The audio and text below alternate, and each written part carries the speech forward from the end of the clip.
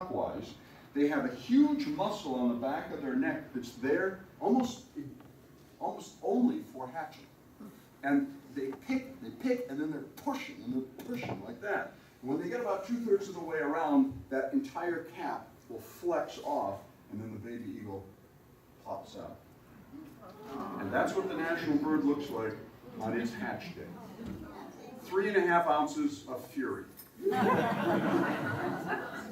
You can see, by the way, the eyelid is here, but look at how big the eye is. That whole thing is eye. Here's the cere, the fleshy part of the beak. There's the beak. You can see there's one of its feet.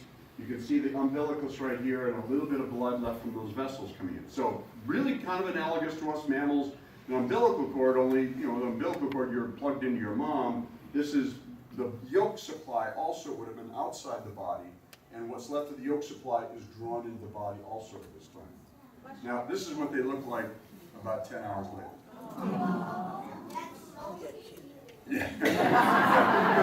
Because this looks like a baby dinosaur. This looks really adorable. And you can see the egg tooth is right there. And so these guys are not totally helpless, let's say, like a baby robin is. So 10 hours after they've hatched, their feathers are dried out. Now, well, they'll start begging for food. And the mom will have a fish or something, and she'll tear off a piece, and she'll hang it over their head. They have to, however, reach up. They've got to see it reach up and grab it. So it's not like a robin that just opens its mouth and then the mom plunges the stuff inside the mouth. Have you ever seen a baby robin? And they have those yellow, fleshy, almost like lips. You wonder why they have them? Well, if you ever open their beaks and you look down at them, it's this beautiful yellow circle target. It's kind of like for mom, okay, coming in now, we're talking again.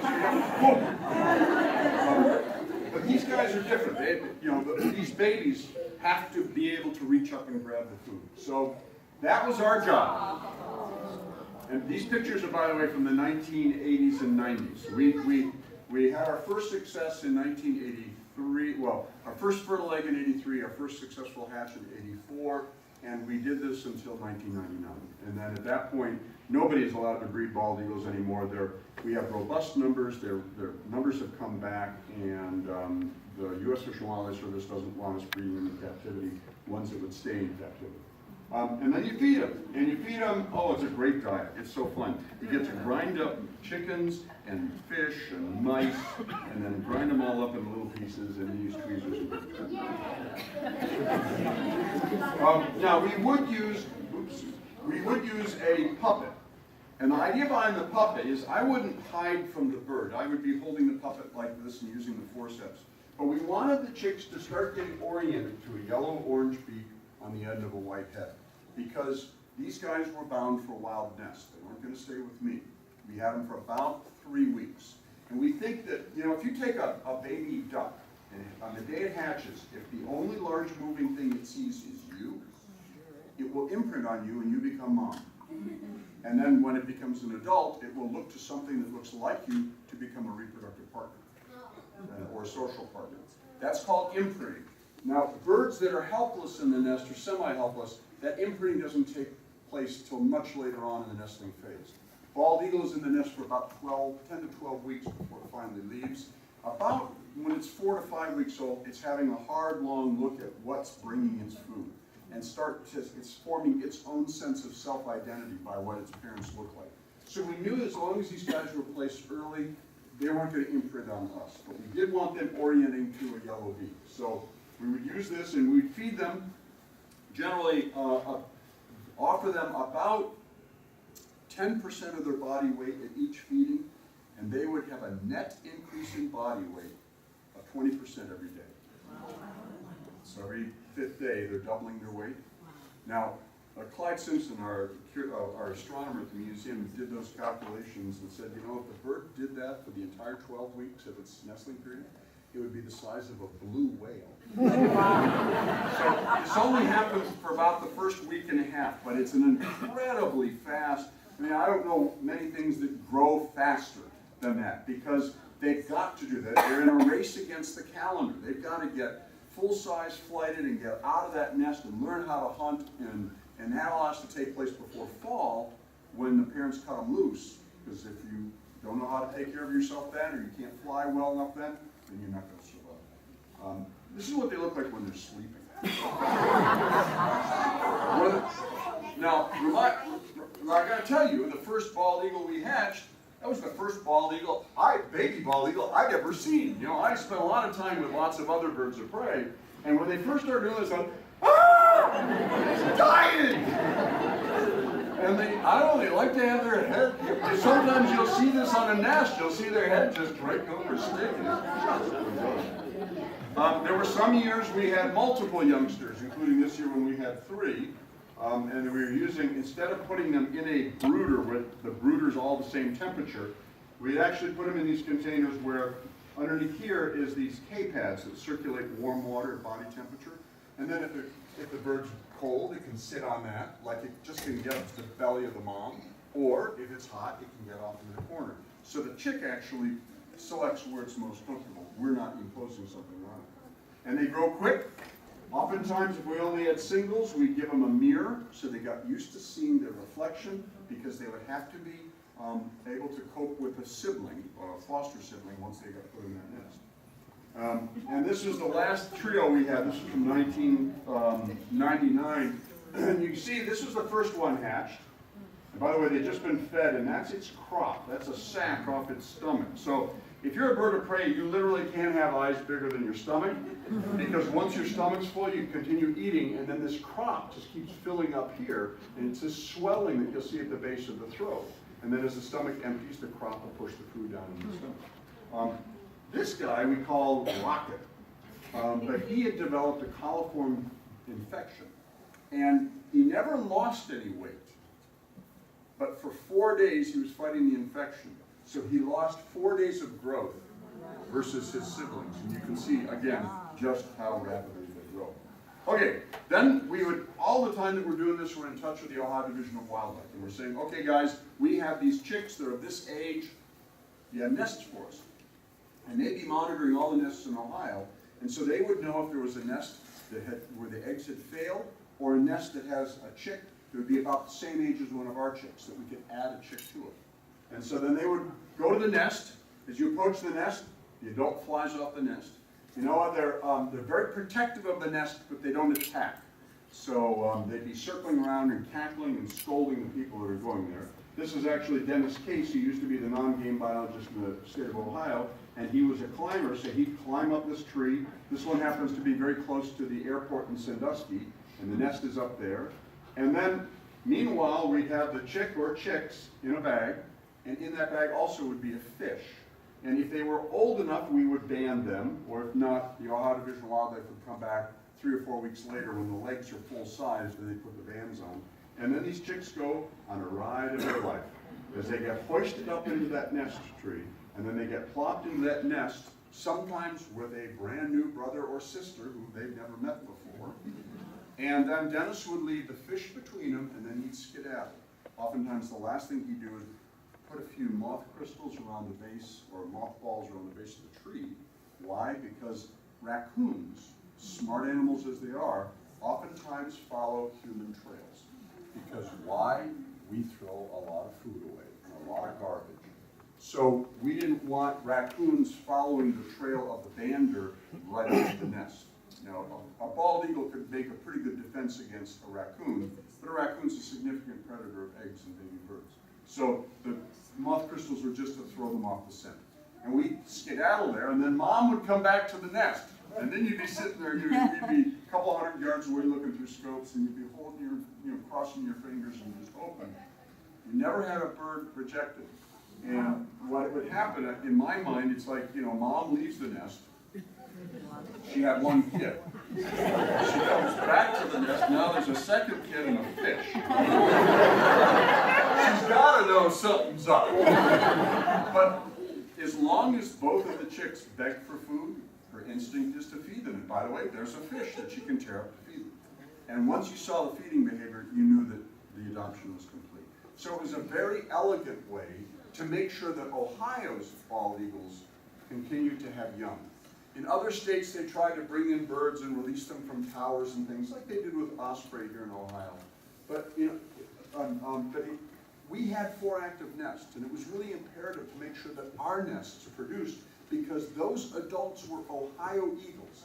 They were birds that were used to people or some human interactions. They could cope with human activity, and that they would be the best parents for the next generation. Now, I told you there was only 4 active nests in 1979. The Division of Wildlife has stopped counting. They stopped counting officially in 2009, but even then they were up to 215. We think that we're well north of 300, 350 nests in the state of Ohio now. And it's getting to the point where I won't say that the eagles are getting to be a dime a dozen, because in my view, they'll never be a dime a dozen. But you can see them almost anywhere. I see them along the mouth of the Cuyahoga River in downtown Cleveland, and we think that they're nesting up a little bit upriver from the ArcelorMittal steel plant. If you happen to be a Lake County resident, there's a bald eagle nest between Chillicothe Road and Interstate 90 on a horse farm. There's no water nearby, but these birds seem to be doing, she's incubating there. If you go up to Member Marsh, which is a state nature preserve, and also the land actually happens to be owned by the Cleveland Museum of Natural History. We currently have 7,000 acres of land, some in Geauga County, but mostly in Ashtabula, and actually from Kelly's Island to the Pennsylvania border, all the way down to the Singer Lake Bog by the Akron-Canton International Airport. We now have a collection of nature preserves that we intend to maintain in perpetuity, so that the prime directive there is to preserve nature. Some of them are available to the public, like Member Marsh, North Kingsville Sand Barrens. Others are so fragile that we limit it to like 25 people a year, because we know the floating mat of a bog that you actually could damage that if you had more people there. So Jim Bissell, who spoke to you guys a couple weeks ago, is very, very careful to try and come up with a management plan that suits each habitat, not have a one-size-fits-all. And this is also from 2009 rather, and this is actually off because there's lots of eagles all through here now. And this is the population of eagles nationwide. This has been a great conservation success story. It started with rigorous protection under the laws, using all of the wildlife laws, the Bald Eagle Act, the Endangered Species Act. This is exactly the way the Endangered Species Act was meant to be. If an animal needs help, throw it in the Endangered Species Act. You do what you can to conserve it and restore it. Once it's restored, what do? You take it off the Endangered Species list, because the Endangered Species Act has done what it was supposed to do. And now the bald eagle is no longer an endangered or even a threatened species. It's just a bird that is having an incredible renaissance. And these birds are not your great-grandfather or great-grandmother's bald eagles.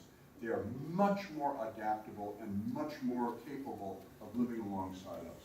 So now you can see gatherings of them. Some folks were birding in Conneaut, Ohio last summer, and in July, on the breakwall in the Conneaut Harbor, I think one day they counted 57. Now those were not white-headed adults, those were 1 and 2 years old, and there was probably things happening in the lake in terms of available fish, and they were going out there for that. But it really is cool. Here's a nice illustration here of an adult and then a juvenile. So there are still issues, though. Occasionally you'll see birds that strike high tension wires. This is Mark Shieldcastle, the bird here. So we still see, not so much in Ohio, but other states, lead poisoning is an issue. Remember that eagles will sometimes scavenge. So if you had a deer carcass where there was a lead slug, and if the eagle, again, you can be shot with a lead pellet, and if it doesn't damage you, it embeds in your muscles, your body builds a cyst around it, that's it. Doesn't have any other reaction to you. You can live your life out with it there.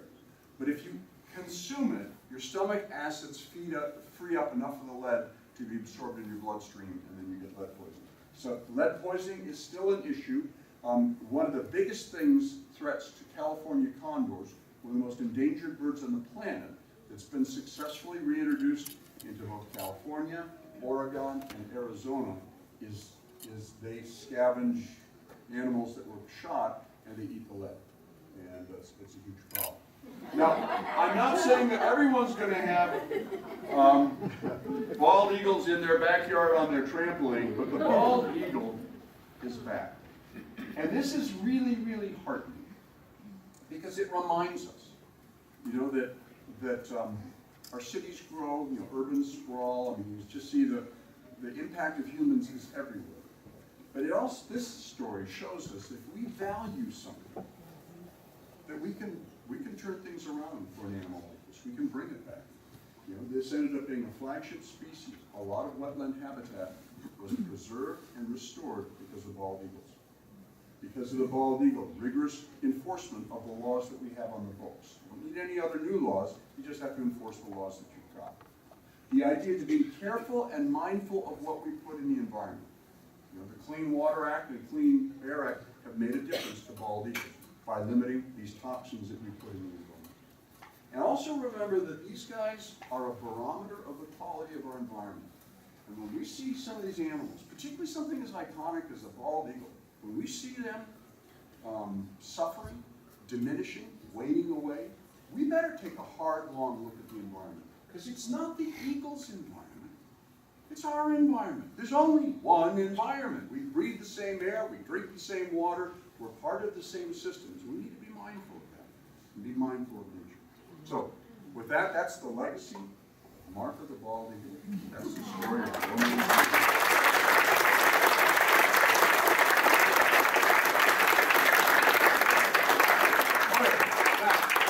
I promised I would bring a live bird. So, at the Museum of Natural History, we have something that Ed was talking about, the Perkins Wildlife Center in Woods Garden. It's a zoo of native wildlife. Unlike zoos, we don't do the wildlife rehabilitation anymore at the museum, but we are a destination for animals that cannot be returned to the wild. So I do a lot of business with Lake Erie Nature and Science Center, with Lake Metro Parks, with Medina Raptor Center, back to the wild. If they've got an animal, it's got a permanent injury, it's too tame, dependent, it can't be returned back to the wild, then I'm one of the people they contact to find out if we have space and if we can fit it into our program. So our intention at the museum and the Wildlife Center is to introduce folks to the animals that share this part of the world with us. I mean, I love going to the zoo. I love seeing giraffes, and I love seeing lion and tiger and bear, oh my. And it's important, but you know, it's really important that we have a relationship and we understand the things that live around here. I'll tell you this little story, then I'll bring the bird up. We had our gray fox. The gray fox is a little smaller than the red fox you typically see around here. It is indigenous to Geauga County, black tip to the tail. Cool critter. They're one of the only tree climbing members of the dog family. They actually can scamper, not up a vertical tree, but a tree at an angle. And we had this guy's name was Spalding. He was the coolest thing in the world. He was going to stretch his arms. But he unfortunately developed a tumor, and the tumor was inoperable, and at age 10 and a half, he passed away. So I was looking to get another gray fox. So there's something called the International Wildlife Rehabilitation Council, and they have an animal placement service. So these rehab centers, if they've got an animal that they're looking for a home for, they list the animals there. So I see that this lady up in Kalamazoo, Michigan, has got a gray fox. And so I called her, Sharon, tell me about the fox. Oh, Harvey, these folks were burning this field, trying to get rid of this woody vegetation. And as the fire line raced across the field, they heard squeals. They went to take a closer look, and there were these two tiny little gray fox kids. They were both burned. The male did not survive, but the females, I think, is going to be okay, but we have to hand raise her. So she's going to be too tame. We can't let her go. Do you want her? I said, yeah, this is going to be great. So why don't you keep her until she's weaned and gets her first round of shots, then I'll come up to Michigan and get her. So 3 weeks before I'm supposed to go up there, I get a phone call. Harvey, this is Sharon. Oh, no, Sharon, did something happen to the gray fox? No, she's fine. She's playing on my feet right now, but she's no longer a gray fox. That was my reaction. What? What are you talking about? What is she? Well, she's a coyote. Okay. So, do you still want her? And I said, I think we can work it out that we have an enclosure that is it's not perfect, but it will work. And yeah, if you can't let it go, we'll take it. So we we got charcoal, a coyote. And, you know, so a lot of people, a coyote is vermin. A lot of people are scared silly when they see a coyote. A lot of people think that a coyote is an incredible threat to your dogs and cats. There might be some truth to any of those things. But the biggest thing that we all ought to be is smart about coyotes. Because guess what? They're here and they ain't going anywhere. We didn't put them here. They moved into the state all by themselves. They're in all 88 counties. They're in your neighborhood. If you have a small dog and you let it out at night, you're playing with fire. You know, if you have a cat that you let outside, I'm just going to betray my personal bias here. We think that cats, not feral barnyard cats, but house cats allowed to go outside, kill 4.5 million songbirds a day in the United States. Some people think that it is the largest source of non-traditional mortality that you find in nature. I think your kitties ought to be inside. Anyway, whether coyotes actually kill that many cats, I don't know. But if you're smart about them, I'm aware of one coyote attack in the state of Ohio. It was at North Chagrin Reservation, and it was a rabid animal. Now, a rabid anything might attack you. I'm not going to blame an entire species for that. There's a lot of good that coyotes do by having another medium-sized predator. They're not having the effect on the deer population maybe we would like, because they typically will not pack, not our Ohio coyotes. Coyotes in the eastern part of the United States do. But if you ever get a chance to come to the museum and you take a look at charcoal, and you see her in there with Michelle Leidy-Jones, my manager at Perkins Wildlife Center, and she's playing like a little puppy dog, you think, that's no different than the dog that I've got back home. But she's incredibly smart, really intuitive. Every day I get more and more respect for this animal, just having the opportunity to interact with it. Now that doesn't mean we're all going to give a coyote a hug. It doesn't mean that all the coyotes can't do damage. But it has to do with being informed and educated about what's out your back door. Because Mother Nature's all around us. So anyway, that's our intent, is to be able to have this selection of animals, from bobcat to river otters, bald eagles, peregrine falcons. Many of them are conservation success stories. Many of them remind us that there is a natural or a wild side to Ohio, to our own neighborhoods and communities. And I think that's exhilarating. So I'm going to show you Meep. Meep is an adult red-tailed hawk. I gather his picture was in the paper today. And I'll tell you his story. Now, I tell you what, guys, you folks up front, I'm standing on a tarp. Why do I have a tarp? Because he might go. If he goes, just a point of clarification, when the tail goes up and the belly feathers go down, they don't drop this stuff. They forcibly eject it from his body. So I think you're safe. That's why I'm on this corner of the tarp. Okay. Now, this is embarrassing. Will you stop doing that, please? Stop doing that. So, let me tell you about Meep. Meep hatched at the Natural History Museum. We had a male and a female hawk, but we only had them together in a cage for a day. And I figured, what kind of trouble can they get into? So a couple days later, we looked in the female's cage, and there's an egg. And there's another egg. And we said, well, it can't be that they're fertile. But we put them in one of these fancy incubators, and a month later, out hatches these two baby red-tailed hawks. Now, our permit with the U.S. Fish and Wildlife Service was not to propagate red-tailed hawks. So I contacted the U.S. Fish and Wildlife Service and said, I'm bad. What do we do? They said, okay, well, Back to the Wild has got a female red-tailed hawk that acts as a surrogate parent. Could you take the chicks there, and then maybe the surrogate parent can raise them? They'll be raised by a red-tailed hawk, and they can be released back to the wild. It was a grand idea. So we took the birds up, gave them to Mona Rucker at Back to the Wild.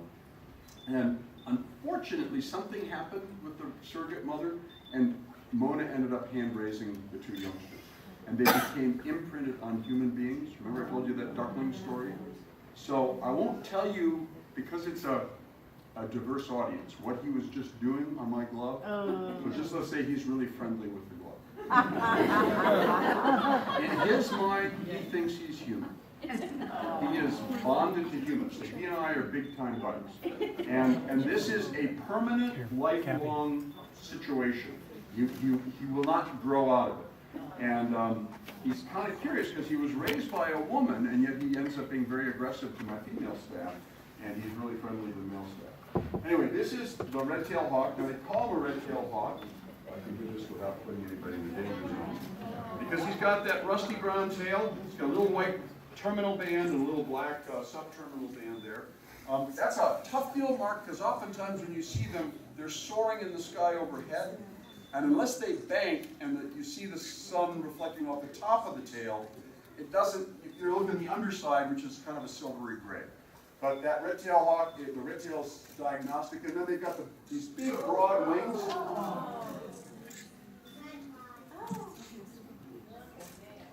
And so these are the wind masters, I like to say. They are soaring hawks. And you might notice that the wingtips are slotted. They almost look like fingertips when they stretch their wings out. And that's an adaptation to allow soaring or gliding flight. So what they do is they get up in the sky and they find a place over maybe a parking lot, a field, someplace that's going to heat up fast in the morning relative to the forests around it. And as the air warms up, it rises. And so what birds of prey like eagles and red-tailed hawks do, okay,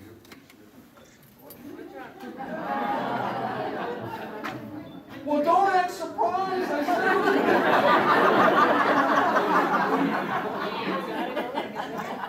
As we say, it happens. So, now we're going to have to look at it. Then we got that over with. You know, you cannot house train a bird. They don't have a bladder. There's no place to store it. So when you gotta go, okay. Anyways, back to these guys. So they get up in the sky and they find these places where the air rises up off the ground. They spread those mighty wings out. And then they can just ride the air current. And they ride the air current up and they get higher and higher and higher. And then they can glide down in the direction that they want to go. And if they get the right kind of favorable conditions, they can spend all day long flying. And since they're not flapping their wings, they're hardly putting any energy into it. They're using these remarkable eyes to spot little animals moving on the ground beneath. Someone suggested that if this guy could read, you could hold up a newspaper, the classified section, the fine print, 100 yards away from the other end of a football field. If he could read it. Though actually the eye is designed to spot movement. And they also have in each eye 2 fovea. So the fovea is the part of our eye in your retina that gives you the best vision, the densest concentration of visual cells. And an image, when you're looking straight ahead, the image is falling with the fovea in each eye. So they've got 2 fovea that face forward. They also have a fovea that faces this way in the right eye and one that faces that way. And I like to say that it's almost like looking 3 places at the same time. Because even though they might not get the depth perception, if something moves over there, they'll see it. And then they can turn their head and look in that direction. So just remarkable eyesight. We don't know much about their sense of smell, but birds of prey are not known. Birds in general are not known much for a sense of smell. I mean, great horned owls eat skunks. So no accounting for taste. So it is incredible hearing, but spectacular eyesight. And that's pretty much what's important for them. They have on their feet scales, part of their dinosaur background. And you can see these immense talons. I'm not wearing the glove because he's got cold feet. Because those talons that go right in my skin, they can bring out a couple hundred pounds of pressure per square inch. At the tip of each talon, you have 4 talons in each toe. Each foot, they all come to a single point, and you don't want to be the single point. All of the architecture of the foot is for grabbing something and not letting go. Typical food for red-tailed hawk are mice, any kind of mice.